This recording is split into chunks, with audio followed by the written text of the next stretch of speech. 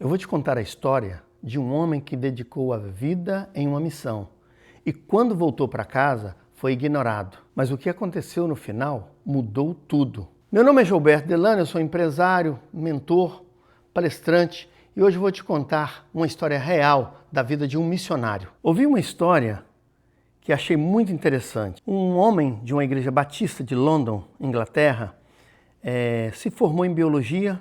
Logo após ter formado, casou-se e decidiu sair para um país que perseguiu o evangelho, que é a China. E ele foi de London para a China em função de ganhar almas para Jesus. Ao chegar na China, ele trabalhou a sua vida toda, como ele era biólogo, ele convidava os homens para ir para a mata, para conhecer animais e fazer aquele trabalho. E ali, de uma forma sábia, ele trazia o evangelho para essas pessoas.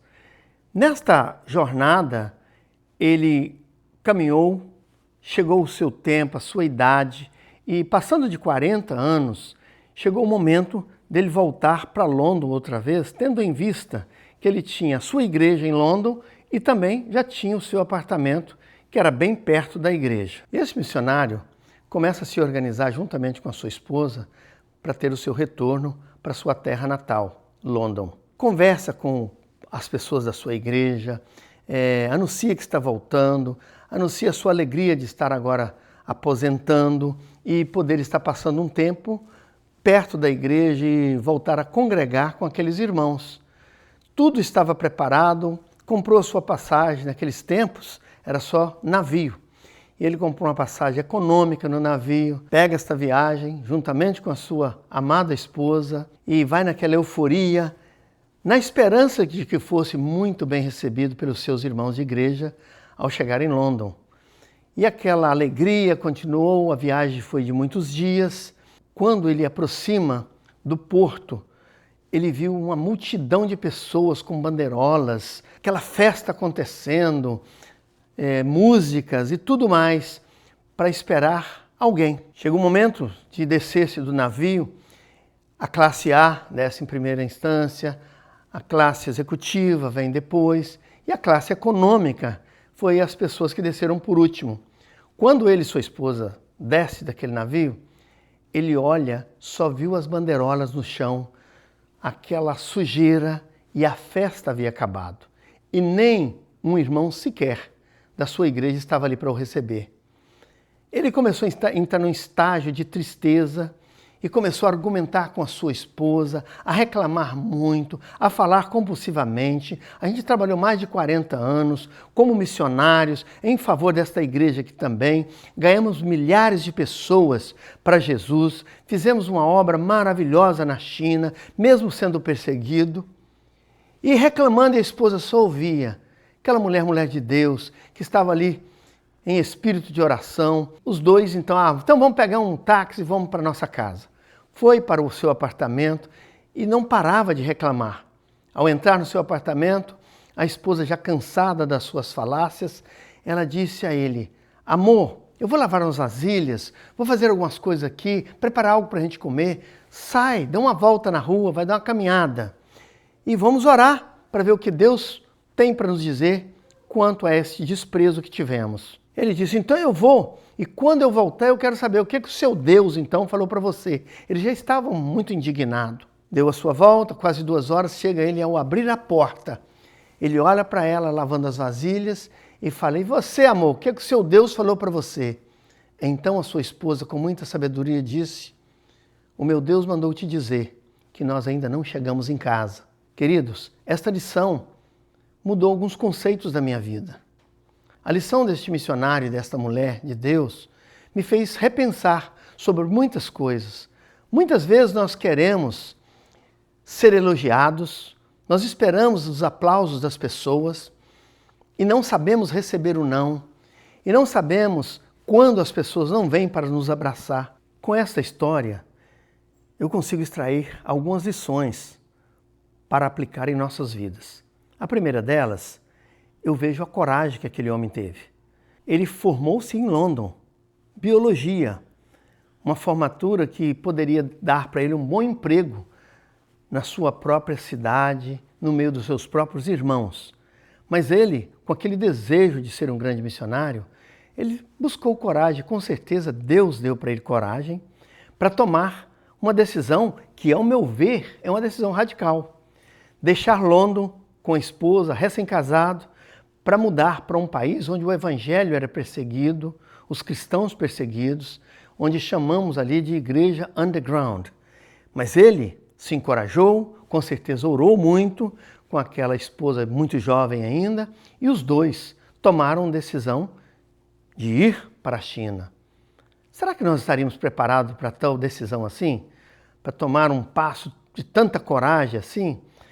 Eu tive que fazer isso na minha vida ao sair do Brasil. Muito jovem, tive que me deslocar do ninho da minha casa, do meio da minha própria família, e sem conhecer a língua, sem falar inglês, ainda muito acostumado com papai e mamãe em todo o tempo ao meu lado, eu precisei sair do Brasil e vir para os Estados Unidos. Enfrentei uma longa viagem, enfrentei línguas onde o pessoal aqui só falava inglês e eu somente português do interior. Não foi fácil para mim, mas eu tive que tomar essa coragem. Mas sabe como foi? Foram muitos meses, eu posso dizer anos, de oração para que essas coisas acontecessem. No fim, eu vim com coragem e o Senhor me abençoou e me fez perseverante aqui. Um outro fator muito importante que eu extraí também desta lição, deste missionário, é a perseverança. Veja que ele saiu da terra dele, recém-casado, foi para a China, enfrentou, por certo, muitos obstáculos na China, mas ele foi perseverante. Ele com certeza ficou estudando uma forma de que ele pudesse pregar o evangelho ali na China. E ele fez isto. Foi onde ele começou a descobrir que os homens gostavam de ir para o campo com ele, encontrar os animais, fazer aquele trabalho com os animais. E agora imagina você, o que passava na cabeça daquele missionário? Ele olhava para os animais, não podia pregar para os animais, mas ele podia pregar para os companheiros que estavam com ele ali no meio do mato.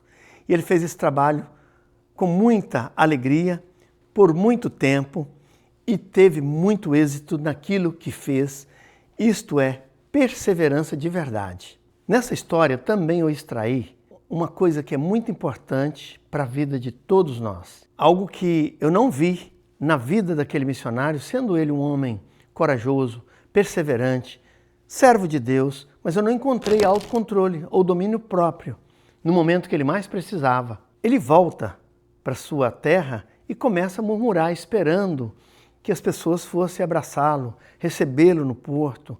E ele entrou numa certa paranoia. Ele não conseguiu se controlar. Reclamava o tempo todo com sua esposa, e isso não aconteceu na vida dele. Mas olha, se você quer ter sucesso na sua vida, nos seus negócios, na sua família, numa viagem que você vai para passar um tempo, como ele foi como missionário, você precisa também ter domínio próprio. Saber a hora de falar, saber como responder uma pergunta. Sábio é aquele que escuta, não o que fala precipitadamente. E nós precisamos de ter autocontrole, domínio próprio, para que nós não venhamos deixar uma história feia, poluída, algo que aborreça ao Espírito Santo. E nessa história, eu encontrei algo muito interessante na esposa do missionário. Uma mulher de fé, uma mulher dedicada, uma mulher de fato conectada com Deus. Enquanto ele murmurava, enquanto ele, quase posso dizer, blasfemava, reclamava da sua igreja, reclamava até da sua esposa e reclamou também, até mesmo, de Deus. A mulher, em oração, silenciosa, ela teve a revelação da parte de Deus do que deveria falar para o seu esposo. A nossa fé pode mudar a vida de uma outra pessoa, mas a nossa fé nos sustenta em tudo aquilo que fazemos. A fé daquela mulher fez com que ela ouvisse Deus e trouxesse uma palavra de sabedoria ou de ciência para o seu esposo. Deus me falou que nós não chegamos em casa ainda. Você que me ouviu até agora, deixe nos comentários abaixo qual lição desta história que aplica bem em sua vida. Eu gostaria de saber. e também estarei te respondendo se houver alguma pergunta. Não se esqueça de se inscrever no meu canal, caminhar comigo para que possamos aprender juntos.